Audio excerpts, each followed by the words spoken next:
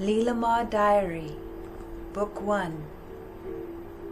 Well, I have decided to take this opportunity to share the writings from my journal starting back in 1976 when I was a sister at the Vedanta Center in Cohasset, Massachusetts, and my journal writings pick up 7 months after I had begun that life.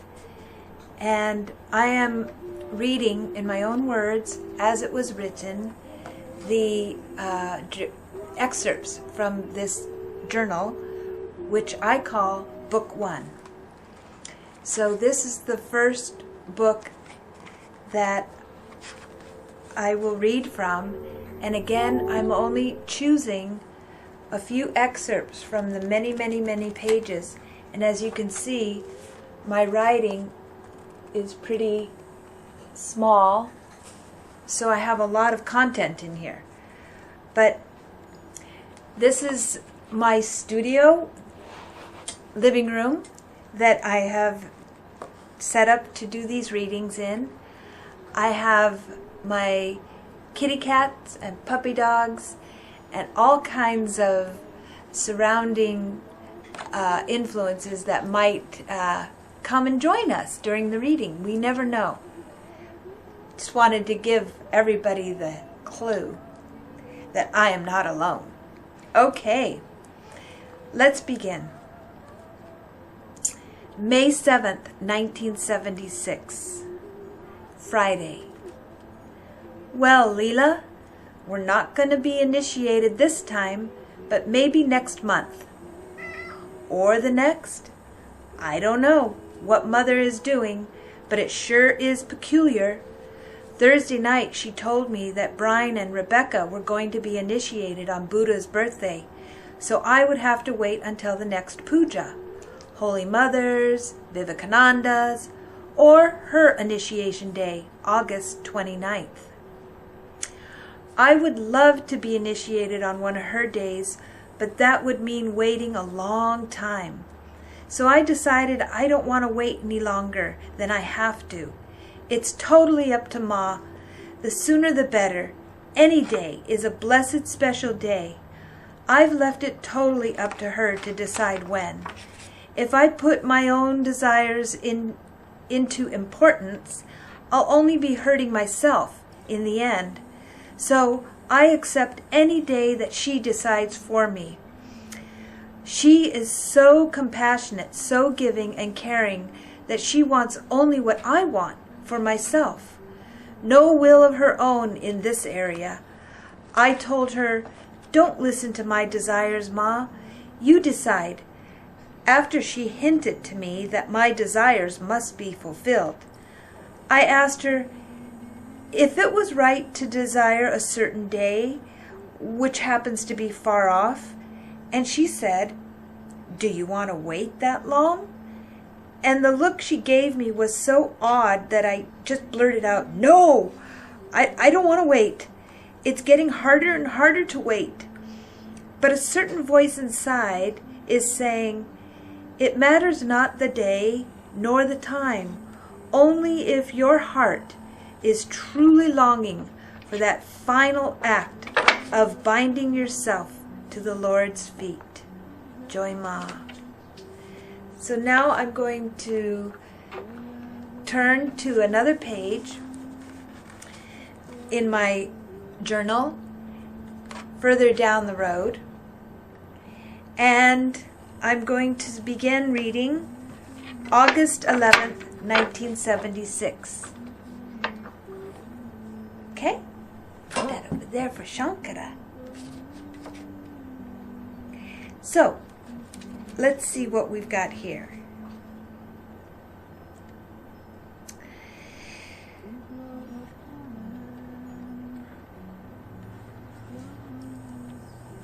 Okay.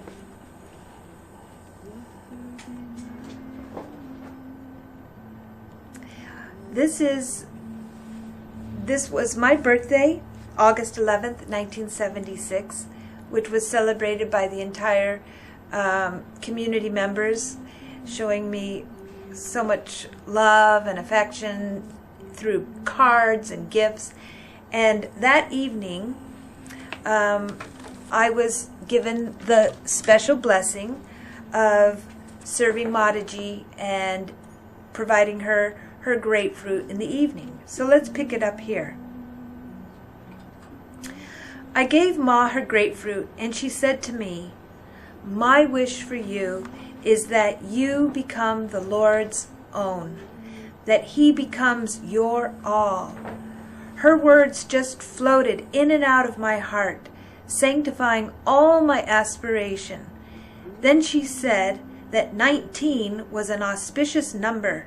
She met Swamiji at 19, and she came to this country, to the ashram life, at 19. So much love Ma poured out as she lied in bed, patting my arm so gently, glowing as the light of the moon, so humble. I whispered, "Thank you," and she chuckled, saying, "Why do you thank me? Thank the Lord. It's His grace that you are here. He chose you." So much more she poured into my innermost, deepest consciousness, although they came in the form of words, which I don't remember too well at all. They were blessings. They were sparks of light, dancing off the fire of truth, bliss, landing on this little wick. Oh, how I would love to burn that flame of truth, love, and bliss. Soon, yes.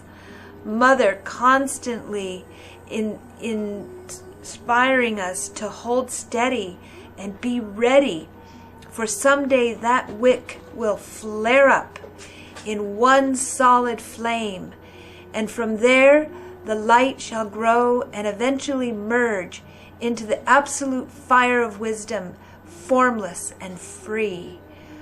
When I came back to my cabin, Purna and Devika surprised me with a candy bar and 3 candles, trick ones too, stuck into it. Then Devika gave me 2 more cards that she couldn't resist, and Purna gave me a homemade precious card. We talked for a couple of hours, and now the birthday fiasco has ended.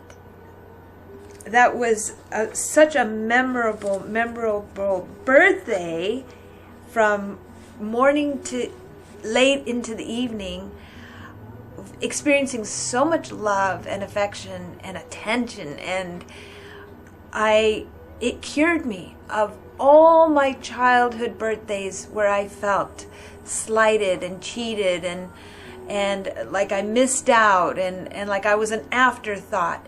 But again, this is not about me. I want to share these few excerpts of my spiritual journey in the beginning, and not so much about the poor little me story. This is not where we're going. How the divine has been such a blessing and a healer for me in the beginning of my spiritual journey, which began October 12th, 1975. So now my next reading is a letter that I wrote to my family after hearing from Mataji that she had received news that my mother had experienced a tragic fire in the home where she lived with my sisters Paula and Jane, my brother Peter, and my sister Sally. And they lived in Oregon, and they had a fire in their home, and it was tragic, and nobody was hurt, but they did lose a lot of their possessions, and it was scary. So on September 13th, 1976, here's what I wrote in my journal. A letter I have just written to my family in Oregon after the fire. Dear ones, I can't console you or even pity you. It just doesn't seem right. First of all, there is nothing I could possibly say to make you feel better or more consoled. And secondly of all, why should we break down and feel sorry for ourselves and our misfortunes? It's too soon to even think that we should break down. Life is learning, and only through death's window can we view real living.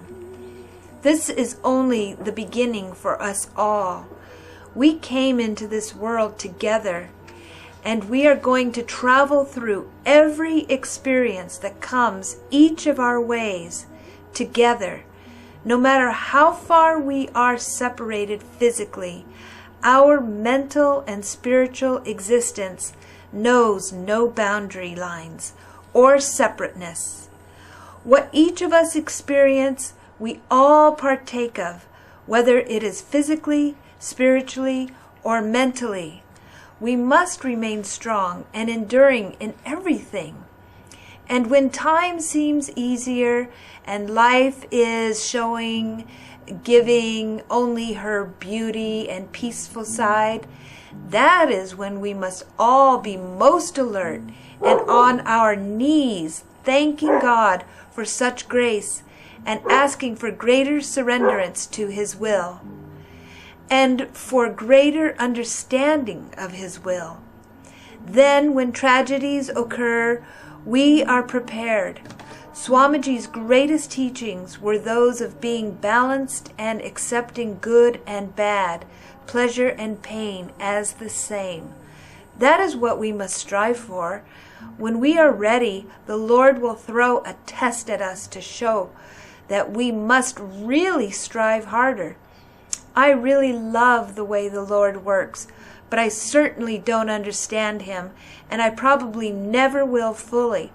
But He will grant us total surrenderance to His will, and only that will bring us true peace. This game of life and death will go on forever, along with its joy and sorrows. We can rise out of this and be free from the fetter of attachments, feelings of loss and want, and everything else that brings us pleasure and pain. All we have to do is desire to be freed from this lower self. That's the first step. Oh, we have plenty of desires, but where is the desire to be freed from desires? It's a funny game, isn't it? But it's the Lord's game, and we are His toys, puppets and instruments. But it's like the owner of the shop has stepped outside into another room, and the toys come alive, and the drums and the horns start to play. The soldier starts dancing with the ballerina, and the next thing you know, they are all off the shelves, dancing and marching, flopping around. And in the end, some are getting hurt because they've decided to do something the toy master didn't intend them to do. And their parts are breaking down, or else their house is being knocked over by an intruder who has no right being in that area anyways.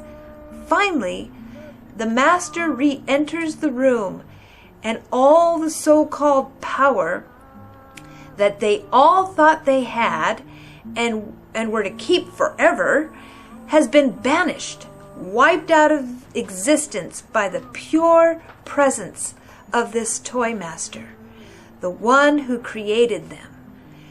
There they lie, all jumbled up, some broken, others upside down, and the toy master shakes his head with deep compassion and explains to his weeping wife, "If they had only stayed where I had put them, and not taken advantage of the power and liberty I gave them, they would have been so much happier if only they would have waited a little bit longer.